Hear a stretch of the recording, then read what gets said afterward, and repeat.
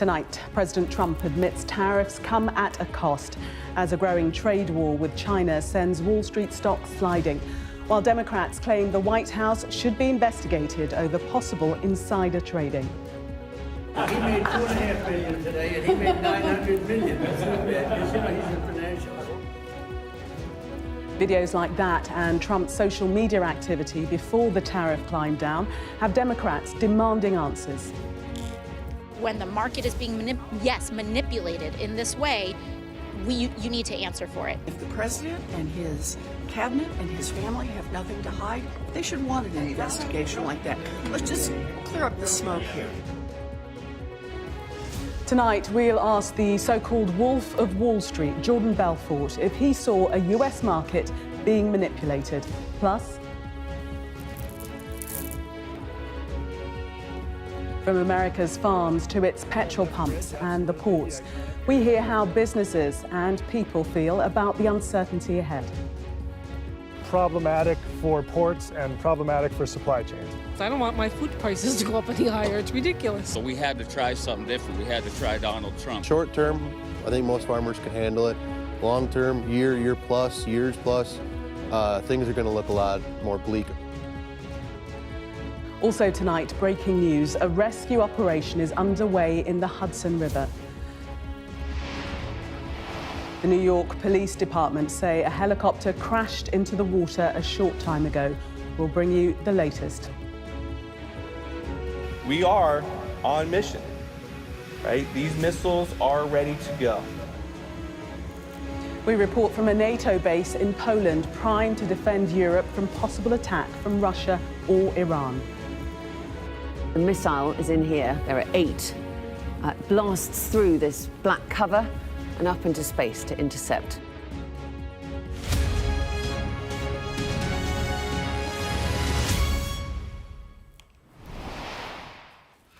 Well, before all of that, more on the breaking news. A rescue operation is underway after a helicopter crashed into New York's Hudson River. Well, these are the live pictures right now. The fire department said it received a report of a helicopter in the water at 3:17 p.m. local time. The crash happened in the river near Houston Street and the Holland Tunnel. The fire department said it did have units on the scene performing rescue operations. So the crash happening off Manhattan in the Hudson River, as you can see there. The fire department received the report of that helicopter crash early this afternoon. And the actual location is near Houston Street and the Holland Tunnel. Fire department have units on the scene, reportedly carrying out rescue operations, as we have been told.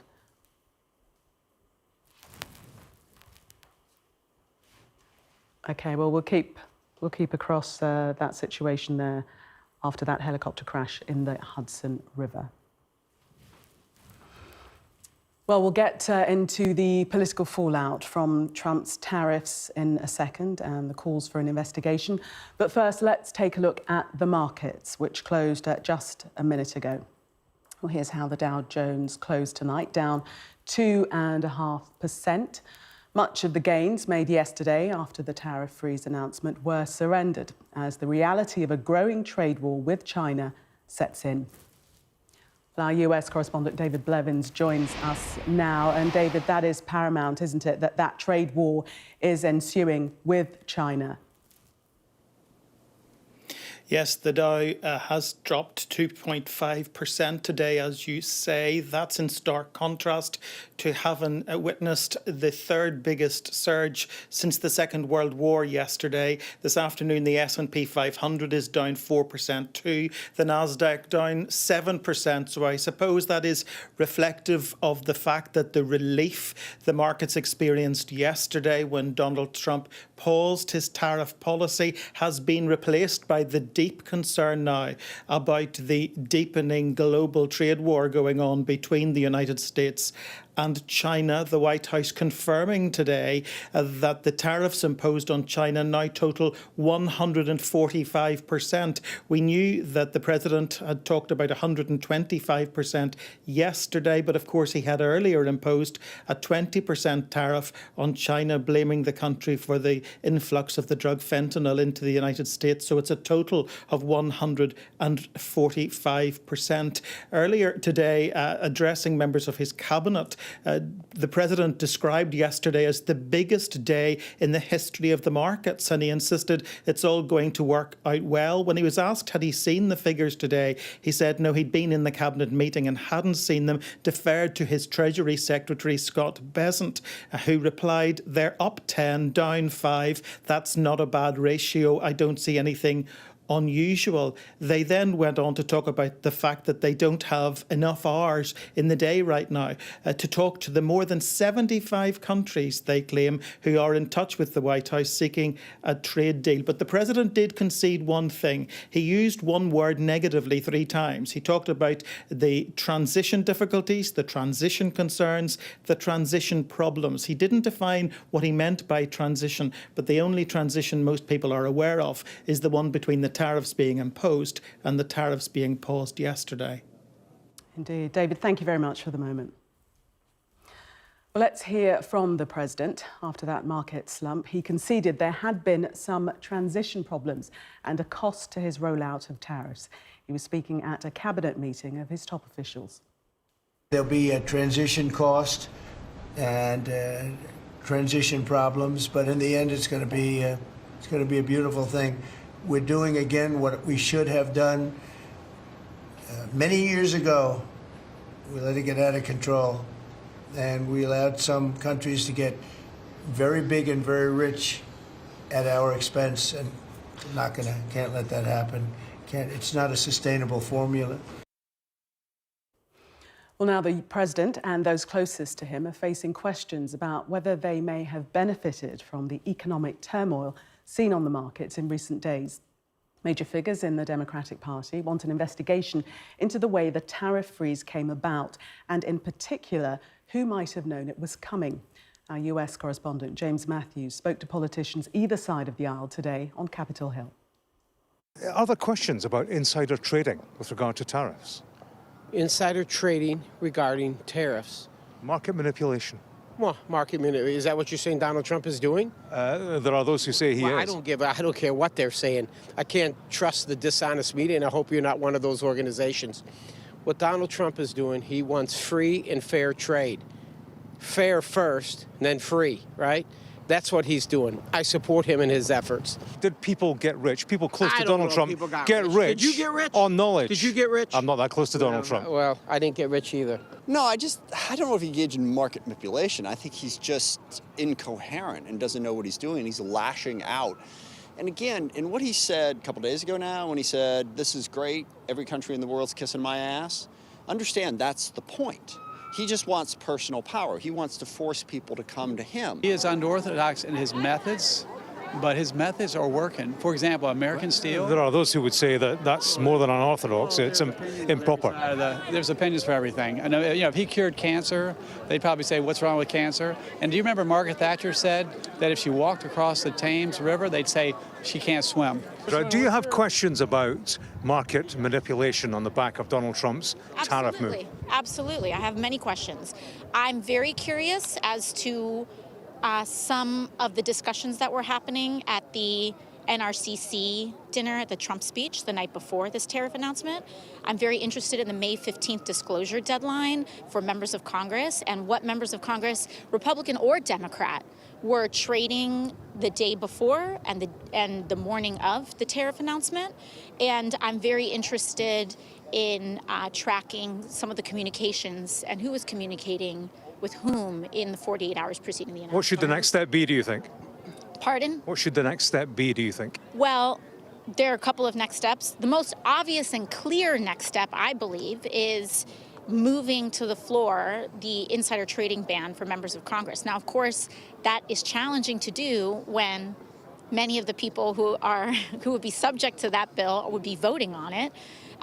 Personally, I think anyone who is actively engaged in trading individual stocks should not vote on those bills at all. I believe that they have a conflict of interest, and so they should exempt themselves from such a vote. But I do believe that we have quite a lot of work to do. Frankly, if I was at the Oversight Committee, whether you're a Republican or a Democrat, you should be opening an investigation. I believe that Chairman Comer should be opening an investigation into, again, bipartisan. I do not care if you're a Democrat. I do not care if you're a Republican. If you are trading individual stock when the market is being manipulated in this way, you need to answer for it. And again, I don't care what party you're from. Well, we heard there those calls for an investigation into possible market manipulation. So what actually happened between so-called Liberation Day and Trump's decision to freeze higher tariffs? Our business and economics correspondent Gurpreet Narwan has been taking a look. The bond markets finally blew the whistle on Donald Trump's game of chicken with the stock markets. First, they were down, then they were up. We've had a rout, a U-turn and a rebound. It's all been a bit breathless. So let's take a minute to find our bearings. This is the Nasdaq, one of the key indices on the US stock market. It's technology heavy, and it was hammered hardest by Trump's tariffs policy. After his Liberation Day announcement, it sank 4.5%, and it continued to plummet over the coming days. The Dow Jones and the S&P 500, well, they've been on a similar journey. Trillions of dollars were wiped off the US stock market in a matter of days. It was the sharpest downturn since the pandemic. And it went on like this for a week before the president finally hit pause on Wednesday afternoon. And he hinted at his plan a few hours earlier, posting on social media that this is a great time to buy. Well, the administration is now facing calls for an investigation into insider trading because of what unsurprisingly followed. Stocks surged, the Nasdaq up 12.16%, its largest one-day jump in 24 years. So some relief in the markets. But by Thursday, the US stock markets were faltering, the Nasdaq giving up some of those gains, a reminder that Trump's tariff agenda is still weighing on markets, and he's done nothing to settle the uncertainty, damaging investor confidence. And we can see that playing out in other markets across the world too. The FTSE up sharply on Thursday, but giving up some of those gains by the afternoon.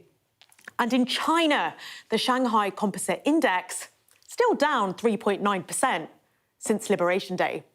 And trouble still in the bond markets. They've played a big role here. Investors started dumping bonds at the start of the week, causing yields or government borrowing costs to soar. It was the highest three-day climb since the pandemic. The pressure on Donald Trump became unsurmountable. A U-turn followed. But look at this. Bond markets are still circumspect. Yields have come down, but they're still higher than they were a few weeks ago. So the volatility may have eased, but markets are still stressed. This isn't going to be smooth sailing. While President Trump's pause on some of his new import taxes appeared to show a more conciliatory tone from the White House in an attempt to calm the markets, the Trump administration pointedly excluded China from the reprieve. The White House clarified that its 125% levy, announced yesterday, was on top of an existing 20% fee, so 145% in total. Beijing has vowed to fight to the end in any tariff war, and the threat of the world's two biggest economies locked in a trade war looms large over global financial markets. Joining me now is Professor Rana Mitter, Chair in US-Asia Relations at the Harvard Kennedy School. Welcome to you. In your estimation, at the moment, which side has the upper hand? I think they're fairly evenly matched, Gillian. I think in terms of total market power, the United States is a bit ahead. It's a bit more self-sufficient. But China's been preparing for this for a while. Remember that back during the election campaign last year, it seems a long time ago, but Donald Trump was threatening 60% tariffs on China. And so they've been thinking for a while that if they needed to maintain their own domestic economy, that would be the best way to buffer themselves against these tariffs. Now they've arrived. That's the game plan. Can China win in this trade war? We've heard them saying that they're going to fight to the bitter end. They've accused America of economic bullying.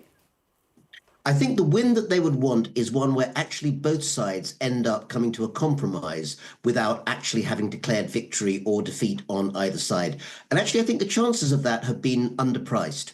Remember, back in the first term, Donald Trump actually was very hostile in his language towards the North Korean dictator, Kim Jong-un, and actually met him a few months later.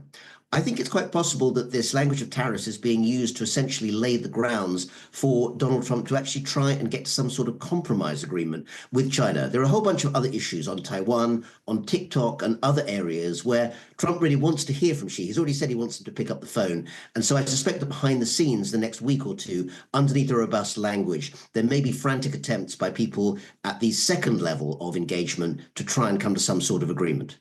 Yes, we have heard President Trump say that China definitely wants to do a deal. They just don't know how to go about it. Do you think that might be true?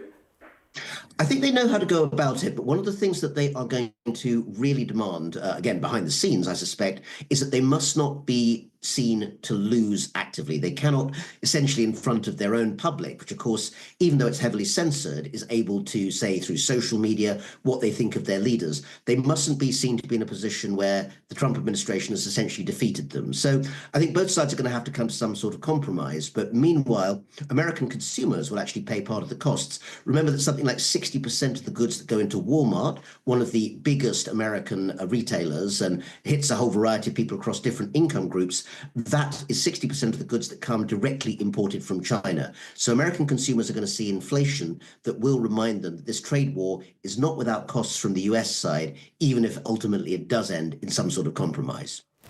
And how do you read this 90-day pause for all the other countries concerned, but not China? And specifically, how will China be interpreting that? I think China will see it for what it is, which is an attempt to try and make sure that no other major countries or trading groups gang up with China. China would very much like the EU or indeed other medium-sized economies, the UK, Australia, Canada, to get together and basically, as they put it, quote marks, defend free trade against the United States. Now, China is not exactly a free trading country either, but it knows how to use the language. Right now, I think the US realizes that by lowering the tariffs, it's less likely that those other Western countries will side with China. What the US now has to do is to show that it does regard its trading partners, the other ones, as allies and not just as opponents in this trade war. And that's going to be a bit of a shift to make, but it looks as if it's underway even now. Do you think that there might be a deeper interpretation in this tariff trade war, that this is the beginning of a decoupling of America from China? In a broader sense, yes, and I think more decoupling globally as well. I think that in a whole variety of areas, it's clear that China is beginning to turn more inward in terms of its economy. It even has a phrase to express this, dual circulation, which is the idea that it wants to boost its domestic consumption, also to continue to export, but essentially turn more inwards. And I think it's also the case that the EU and other major Western actors, as well as the US, don't want to be so dependent on Chinese technology and investment, although Europe is more friendly than the United States. What the US will have to do is to find other reservoirs of trade partnership and, of course, intellectual property and innovation. A lot of some of the best researchers in American science, at least in American universities, in recent years have actually been from China. Many of them have chosen to stay in the United States. If that flow is going to slow down or change, and maybe more of them actually stay in China, the US will have to draw on other resources, maybe getting more people at home to learn science and maths and other numerical subjects to actually keep up with that sort of innovation. Professor Rana Matta, thank you very much for sharing your expertise with us. Thank you. Thank you, Jim. Just want to remind you now of the breaking news that we brought you at the top of the hour, and that is a rescue operation underway after a helicopter crashed into New York's Hudson River. These are the live shots right now. The fire department said it received a report of that helicopter in the water at around 3:17 p.m. local time. The crash happened in the river near Euston Street and the Holland Tunnel. The fire department said it had units on scene, as we can see, performing rescue operations. We are hearing via the news wires that at least 4 people were on board the helicopter that has crashed there, and they were removed from the water. That's the very latest that we have on that. We'll, of course, keep you across that operation throughout the course of the evening. Now, as we've been hearing, President Trump's Truth Social post yesterday declaring this is a great time to buy, 4 hours before he announced he paused most tariffs for 90 days, has prompted a number of ethical questions. Senate Democrats are seeking an investigation into whether any Trump associates personally benefited financially from prior knowledge of his plan. Well, joining me now is former Chief White House ethics lawyer Richard Painter. Welcome to you. Has the president done anything wrong by putting out this post 4 hours before announcing this 90-day pause on tariffs? Well, certainly unprecedented, and I believe an extreme departure from what's proper for a president of the United States. He shouldn't be commenting on stock prices. He knows that what he decides on tariffs will have a dramatic impact on the stock market. He's driven the stock market down sharply over the past week through starting a trade war with the entire world and now scaling back some of those tariffs temporarily and focusing on China. But the stock market's way down again today.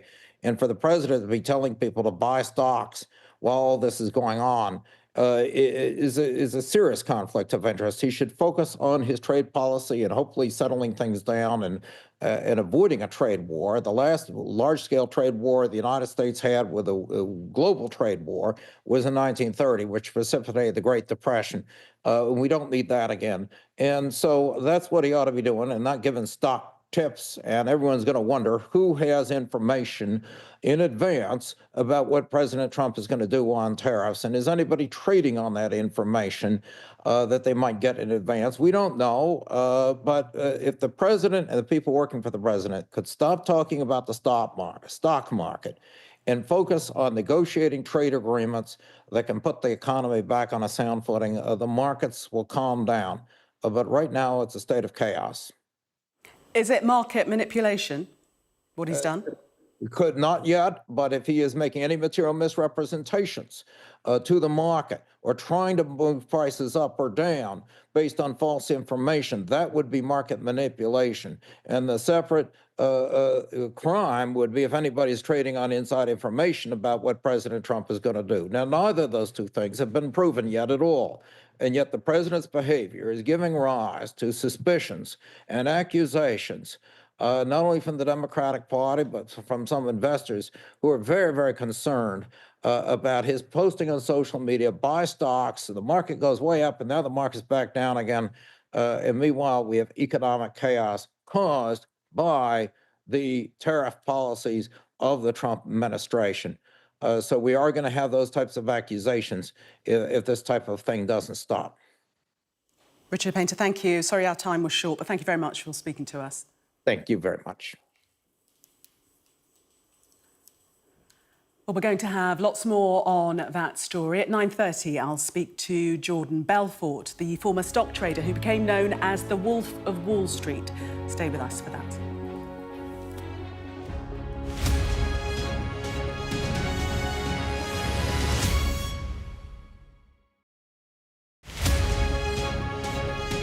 In the last 5 years, more than 13,000 farmers have left agriculture in the UK. Is it going to be viable for the future? No farmers, no food! The frustration, the anger, the fact that so many of them are at risk of going bust has now become too much.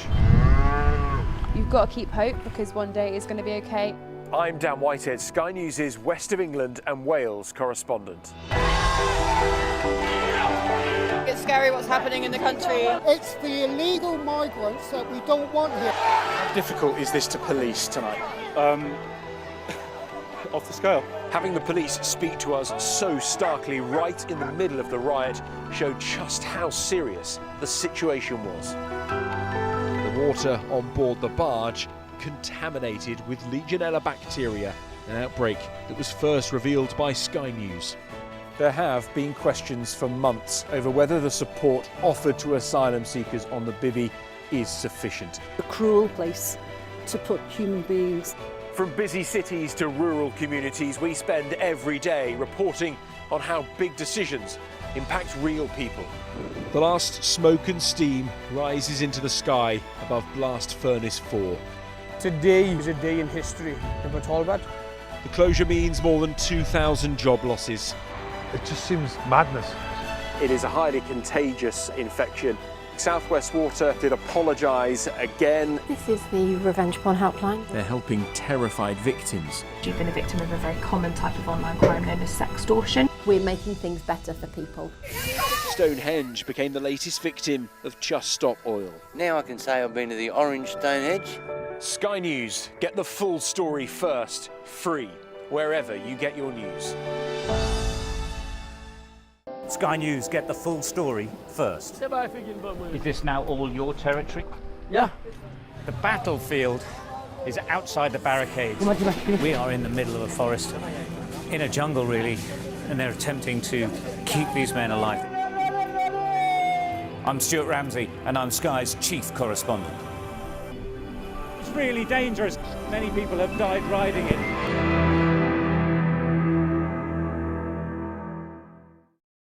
We are under Israeli military restrictions in terms of some of the things that we can film, but it's important to be in there. What a slow drive for the president as he approaches his golf club. 4 more years! Free wherever you get your news. I'm Mark Stone and I'm Sky's correspondent based here in Washington, D.C.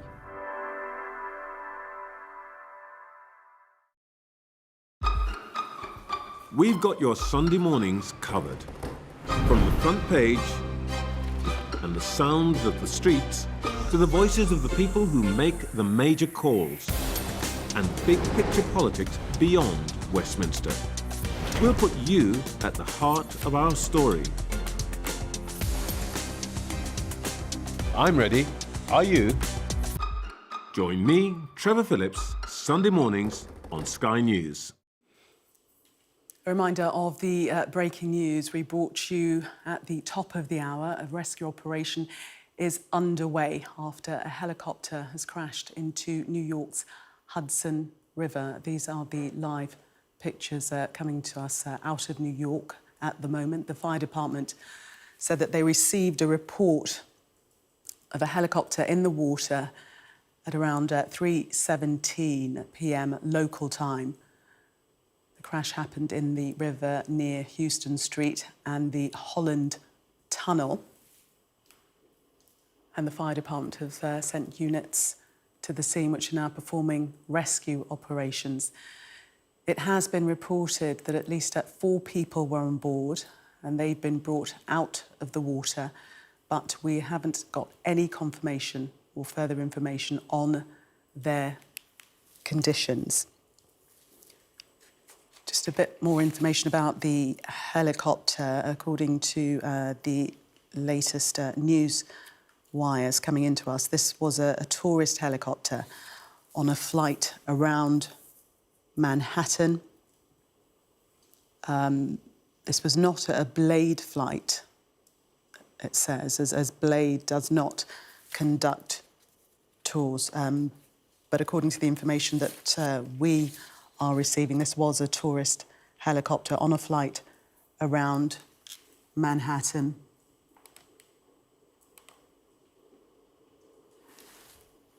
New Jersey State Police are informing us that 5 people were on board.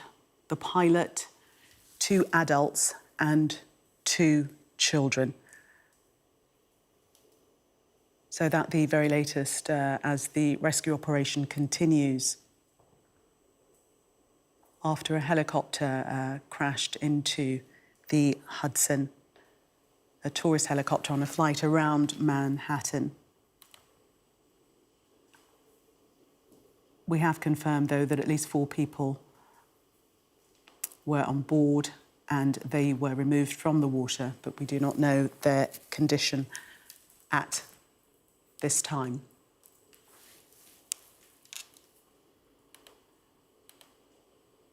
Just seeing if we have any more information coming into us. Just to recap for you, the rescue operation, as you can see, is underway after the helicopter crashed into New York's Hudson River. The fire department say they received the report of the crash at around 3:17 p.m. local time. And the actual crash happened in the river near Houston Street and the Holland Tunnel. And the fire department have units on scene, as you can see, performing rescue operations. This comes at a difficult time in aviation history in the United States after a number of crashes that have happened involving aircraft.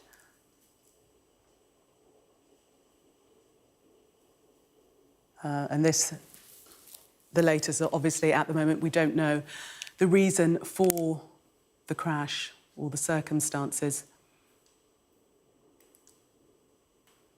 But that rescue operation ongoing, as you can see. Well, let's bring in our US correspondent now, David Blevins, for an update. David, what more do you know? Well, we have a statement from the Federal Aviation Authority. They are telling us this is preliminary information and subject to change. They are confirming that a Bell 206 helicopter crashed and is submerged in the Hudson River in New York. The number of people on board is unknown at this time.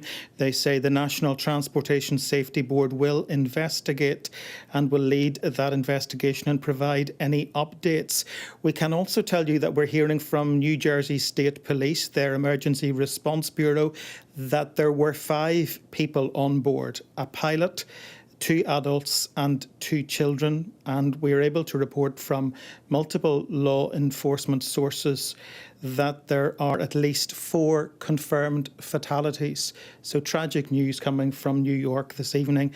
At least 4 confirmed fatalities among 5 passengers on board that helicopter, which is now partially submerged in the Hudson River, close to Pier 40 on the New Jersey side of the river. Gillian, we're hearing from various eyewitnesses that they could see that the helicopter was in some distress off Manhattan just before it crashed. In fact, one eyewitness is reporting that he saw a blade fly off before the crash happened. Right now, there is a multi-agency response ongoing. The emergency services gathering on both sides of the river, a number of boats also gathering on the river to provide whatever assistance they can. 2 officials are saying at this early stage of the investigation, it does appear to have been a tourist helicopter, but they are still attempting to confirm that information. So the very latest that we have from New York is that there appears to have been 4 confirmed fatalities from 5 passengers on board this helicopter, a pilot, 2 adults and 2 children, on another tragic evening for New York. David, thank you. That's a sad confirmation of 4 deaths in that helicopter crash. Well, let's return to our other story this evening, the fast-moving turmoil we've seen on the financial market since President Trump's Liberation Day can make or break investors. The American president's Truth Social post yesterday declaring this is a great time to buy, hours before he announced he'd pause most tariffs, has prompted Senate Democrats to call for an investigation into whether any Trump associates benefited financially from prior knowledge of his plan. Today, this clip emerged of President Trump in the Oval Office discussing how people made money in the recent market fluctuations. He made $2.5 billion today, and he made $900 million. That's not bad, because you know he's in financials. I've always been following. Well, our next guest, Jordan Belfort, the Wolf of Wall Street, was made famous, or rather infamous, thanks to Leonardo DiCaprio's portrayal of his story. The Oscar-nominated film was adapted from his memoir, in which he details his own experience as a Wall Street stockbroker who later pled guilty to financial crimes. Welcome to you, Jordan Belfort, thank you very much for speaking to us. Now, you were found guilty, as I say, of crimes related to stock market manipulation. That accusation has been laid at the feet of the president. Do you think that he's guilty of market manipulation? No, no way. Nah, it's honestly, number one, the way he released the news on social media is considered by the SEC to be a legitimate way to, disseminate information because everyone gets it at the same time.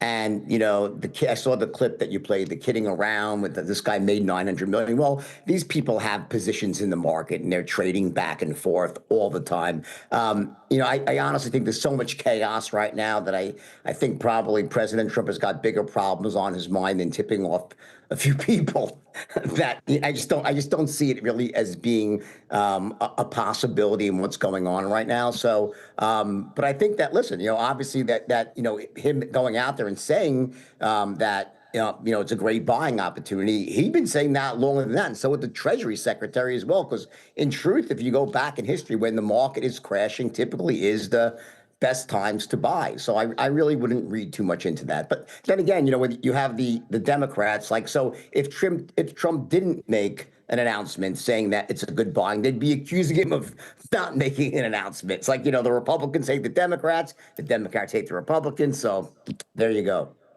But do you think it's suspicious that 4 hours before he changed the trajectory on tariffs, i.e. bringing in the 90-day pause, he made this recommendation saying that it's a good time to buy? I honestly don't, because he'd been saying that all along. It wasn't the only time he'd said that. And Secretary Bessent had been saying that too. Like, everyone calm down.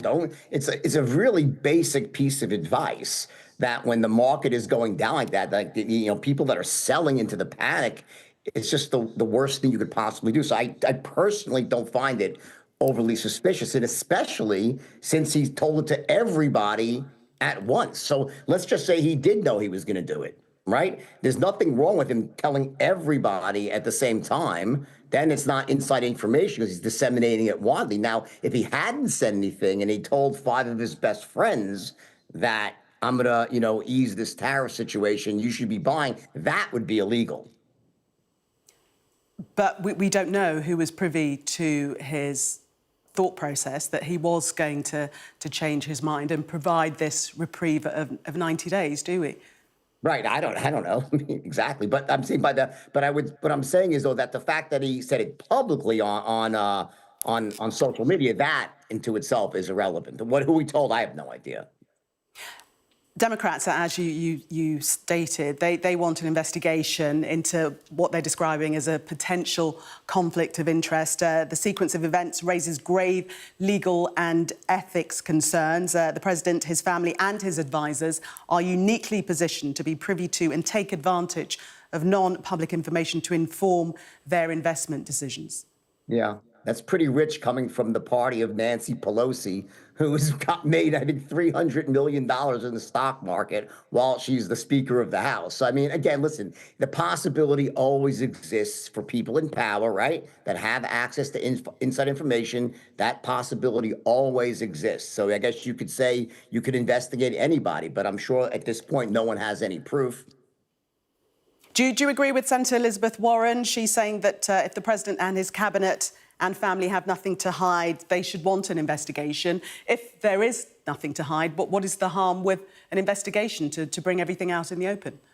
Yeah, I mean, I can't speak to, you have your politics in Great Britain. We have our politics here that are just really devilish. So anything that Elizabeth Warren says, and I'm not even saying it's just the Democrats, the Republicans are the same way. You know what I'm saying? Whatever is happening on the left, the right's going to condemn it. We're calling for investigations. And I try to drown out all the noise because, honestly, it's all disingenuous. All they're trying to do is earn brownie points with the media and their party and to make the other side look stupid. It would really be much healthier for our country, and our country does have problems, if both sides would work together and stop trying to murder each other. It'd be a lot better. You've gone on record in support of Donald Trump's tariff approach. Did you lose any faith in him after the climb down? No, I mean, listen, I mean, again, these things are fluid situations. I think that, I don't look at this for myself. I'm worried about my grandson. Seriously, the United States has got a massive deficit, budget deficit. Our spending's out of control. Our trade imbalance is of biblical proportions. It's not sustainable. So something has to change. Something's got to change, and there's going to be pain, but this is not a sustainable path we're on. And I'm very glad right now that it looks like most of the world, and I'm sure England's going to be settling with the United States too, and I think England's probably the least of the United States issues. It's China is a really big issue. They have the most out of whack economy that's so export based. They don't import nearly enough, and the stage needs to be reset. And I don't think that's going to be a pretty picture or something that's going to unwind right away. Listen, it took us 40 years to get into this problem. It's not going to resolve itself in 4 days or 4 months. You can't build factories that fast. But you were in favour of this reset, as you describe it. I am in favour, yes. But Donald Trump has rode back from that now. So do you support this current path that he's taking? Well, he hasn't rolled back. He's used this as an opportunity to get everyone to the negotiating table. So I think that, we need to see what happens when the negotiations are over. What does it look like then? So I think that's, rather than rush to judgment, I would hate that. I don't think tariffs are good for anything. I don't think it's a good thing. It was a necessary thing because the global trade needs to be reset. The United States has been drained of its wealth, drained of its factories. I remember when I was a kid growing up, we manufactured everything. We don't manufacture hardly anything right now. It's insane. So you don't think, sorry to interrupt, you don't think that Donald Trump's policy, his path to negotiation was tariffs? You don't think tariff was the end point, that it really was the starting position for negotiations? I would say correct, but at the end of the day, I do believe we will end up with some countries that don't negotiate, and there's going to be tariffs in place, but it will be much better off if there were no tariffs for anybody. And also, it's not just tariffs. There's also a lot of barriers to the U.S. selling their goods in certain countries that aren't related to tariffs. I'm a believer in free trade, but it's got to be fair trade. And it isn't fair trade right now. It's just simply not. So that needs to change. And it's not, and as I said, it's not going to be a pretty picture. There's going to be pain. But what path we were on before is simply unsustainable. It had to change. And are you happy for American consumers to feel that pain? Because they're the ones that are going to lose out. I don't know how much pain American consumers are going to feel. That remains to be seen. Okay, right now we just had a good inflation report today, and again, I think that you need to give the president a chance here because okay, maybe there is pain, but as I said, I'm more worried about my grandchildren and my children who I hope we still have a country that actually is fiscally viable because the path that we're on right now is not sustainable. So yeah, there's got to be pain, and everyone's got to share in it. Everyone in the country shared in the boom times where the stock market can't always go up. It's got to go back down sometimes too, right? So, I mean, it's not just a world that's all full of roses and rainbows. There's pain too. I wish that no one felt pain, but it's not a reality. People are going to feel pain sometimes, but I think the U.S. is still an amazing place to live. It's still a great economy, and I think we'll come out of it strong. You're saying that you're not sure whether Americans will feel pain. Industry commentators are saying that an iPhone, for example, could end up costing consumers more than $3,000. Should that burden be placed on consumers?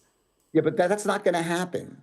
That's not going to happen because they'll shift How do you know that? They'll shift their manufacturing to India, and India is already in negotiations with the United States, and they'll work that out. And if there has to be certain exemptions carved out for things that simply can't be produced in the United States, if one thing President Trump is, he's a deal maker. So I think you can try to, look at this through a hysterical lens, but I just don't think that's what's going to happen. I think it's going to play out very, very differently. But you're banking on deals that haven't been made as yet. You're talking about India and deals being made there, and that is not the current situation. Well, that's why they're in negotiations now. Yeah. And the outcome of those negotiations, you believe, will be deals with India, and there'll be a decoupling from China? I do, and I think it's necessary. China exploits the world, dumping cheap goods everywhere. It is not possible for that to continue. It is not possible. That has to change. What do you think the eventual trajectory will be in terms of the new world economic order, which it seems is being formed now? I think there's certainly a significant move away from globalization. I think that, for many reasons, national security among some of them, that you need to have some manufacturing capability within the United States. I think every country should have that. But I still think that, I'm also hopeful that that what we're going to end up with is freer trade and fairer trade around the world when this is all said and done. I don't think it's going to take that long.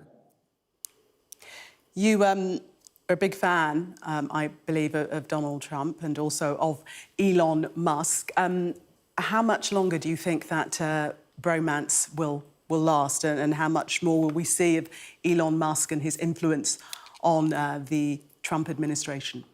Well, I think by law, the most that Elon Musk can stay in the White House doing what he's doing is 175 days total. I think that's the limit.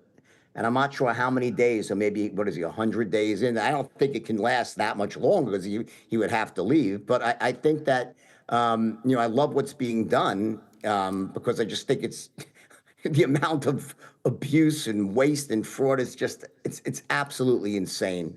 It's really just, when you see it, it's almost hard to believe. And the computer systems that are used in the United States, I don't know how it is in Britain, if it's different, but everything is so outdated. None of the systems talk to each other. So again, I think this is just, it's a great thing that's happening. Every president, Obama talked about doing it. Clinton tried it. So this is not a new idea to try to make the government more efficient. And, if you look at the team of people that Elon Musk pulled together, he might leave, but he's leaving behind a team of some very seasoned business people that really care about the country, that want it to, run in a more efficient, effective way. It runs inefficiently right now. It's when you see some of the stuff that's going on, it's insane. Thank you so much for speaking to us, Jordan Belfort, former stockbroker and businessman. Thank you for your insight. Pleasure. Take care. Well, let's get more on the fallout of the tariff turmoil away from the heart of power in Washington and stock markets in New York. How do people and businesses in America feel about all the economic uncertainty looming over the country? Well, some areas will be impacted more than others, and our US correspondent Mark Stone has been gauging the reaction across 2 states, starting his journey in Minnesota. The city of Duluth is home to the furthest inland seaport in the world, and more than 35 million tonnes of cargo pass through it each year. From there, Mark Stone sent this report. There are many front lines in this global trade war, and this is one. The port of Duluth Superior is in the northernmost part of the United States, on the border with Canada. The ocean is to the east, that way, beyond the town's iconic bridge, 2,000 miles beyond it. Because no seaport anywhere in the world is as far inland as this. Here's the aerial lift bridge, absolutely, the iconic aerial lift bridge. Our guide is Jason Rohn, to show us around a port which generates $1.6 billion a year, supporting more than 7,000 jobs, and the key in a supply chain stretching so far beyond. And these are grain silos? Correct, yes. On the dockside, the federal Yoshino is being prepared for her cargo. Global trade is part of the lifeblood of this port. She will leave here soon with American grain destined for Algeria, a journey through North America's Great Lakes. A vessel that is sailing through the seaway to Duluth crosses the international boundary nearly 30 times on that journey. What, from the Atlantic coming in, 30 times it will go across the border, effectively? That's right, yep. That's amazing. Trade in and out of here is truly global. Beyond grain, there is iron ore. A third of it goes to Canada. Cement, much of it coming from Turkey, and containers of made-in-China products. Tariffs here mean friction. It's certainly a season of more unpredictability than we've seen in the past few years. Which is, I guess, not helpful. There may be opportunities out there, but right now, uncertainty isn't good for business. Unpredictability is problematic for ports and problematic for supply chains. At the end of those supply chains, always us, the consumer, with opinions as divided as ever. You're worried? Why is that? Because I don't want my food prices to go up any higher. It's ridiculous. The markets definitely are reacting. I think that they'll come back. I think this is a good thing. A level playing field for everyone is a good thing. But listen to Grant Everett.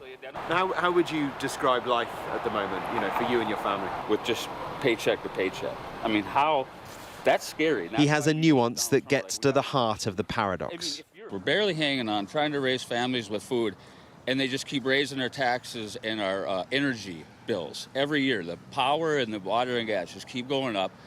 I don't know. I'm scared of what's going to happen with that trend. So we had to try something different. We had to try Donald Trump. An hour to the southeast, fields of gold in Wisconsin. They don't look like much in just your hand, but... Yeah, they're a livelihood, though. Of course, when you're selling bin loads of them or truckloads of them. A miracle crop. They are. That's a great way to put it. Yeah. Rows of gold. Last year, soybeans were the biggest export from the United States to China, totaling nearly $12.8 billion in trade. Farmers across this country voted overwhelmingly for Donald Trump. Is there anxiety? Absolutely. I don't want to put a exact timeline onto when doors close around here, but if it's short term, I think most farmers can handle it. Long term, years plus, things are going to look a lot more bleak around here. Here, they mostly seem to hold on to a trust in Trump, that his wild negotiating with their livelihoods will pay off. But it is high stakes, and with an uncertainty that no one needs. Mark Stone, Sky News in Wisconsin. The Defence Secretary says more military help for Ukraine will be announced tomorrow. He was speaking at the latest meeting of the Coalition of the Willing today in Brussels, which comes at a time when America's commitment to European security appears to be dwindling. Our international correspondent Diana Magnay has travelled to NATO's Eastern Front to see how the alliance relies on US military protection. Believe it or not, these posts and the bedraggled bits of wire between them mark the boundary up on the Baltic Sea between Poland on one side and the Russian exclave of Kaliningrad on the other. It's not where the tanks would roll in anyway, not down this thin strip of beach on what's called the Vistula Spit. But it doesn't feel much like the edge of NATO either. It's a bottle of Russian cognac here. It says Stary Königsberg, the old name for Kaliningrad. I love this. This is the border of the EU and the Russian Federation. Trespassers will be prosecuted. You are forbidden to cross. But I mean, it's not very difficult to cross from here into Russia. Further south, Poland is beginning a massive beefing up of its defences. A $2.5 billion project called East Shield to protect its eastern flank. And it's pulling out of an international convention against the use of landmines, just in case it needs them. You might see this border now filled with mines. Do you think that is a good thing? It's definitely not that positive, because it can all turn out differently, so I think it's not good for Poland. I'm convinced that Europe or America, if anything were to happen, will help us 100%. You can see that these missiles are moved to enable. Okay? We are on mission. Right? These missiles are ready to go. Okay? And this is how America does help. With its Aegis Ashore missile defense shield, built to intercept incoming intermediate-range missiles aimed at Europe from the likes of Russia or Iran. We're on a NATO base in Poland. Open cell one! At the invitation of the US Navy to see up close how their missile defense shield works. So this plenum hatch will open when they need to fire, and this is where all the exhaust fumes will come out, all the fire. And as you can see from this hatch, the missile is in here. There are 8. Blasts through this black cover and up into space to intercept whatever's coming in. If you've listened to the Kremlin over the years, this base and one in Romania are both burning symbols of NATO's supposed encroachment right up against Russia's border. But there are no warheads on these missiles, no offensive capabilities, the commander says. The SM-3 only has the capability to go into space. It does not come back down. There's no component of the SM-3 that re-enters the atmosphere. It is designed to strictly intercept threat ballistic missiles in space, and that is exactly all that it does, and it does so with an extreme degree of proficiency. With so much marked top secret, it seems amazing to have this access. But for NATO, transparency is part of deterrence, and they want an adversary to know how sophisticated these systems are. A bunch of what we call pencil beams, so very small beams, and they're just constantly looking around. And it gives the system the information, and the system is automated where it just says, this is a threat, this is not a threat, this is just dust. But the Pentagon admits that it is reviewing its force posture in Europe. Deterrence is only as good as the commitment behind it. And that, as so much with Donald Trump right now, is extremely uncertain. Dana Magne, Sky News, at the Redzikowa NATO base in Poland. The news at 10 is next with more on the breaking news from New York. Multiple people have died after a helicopter crashed into the Hudson River. New York Representative Grace Meng has said on social media, devastated to learn about the deadly helicopter crash in the Hudson River. Much more coming up at 10.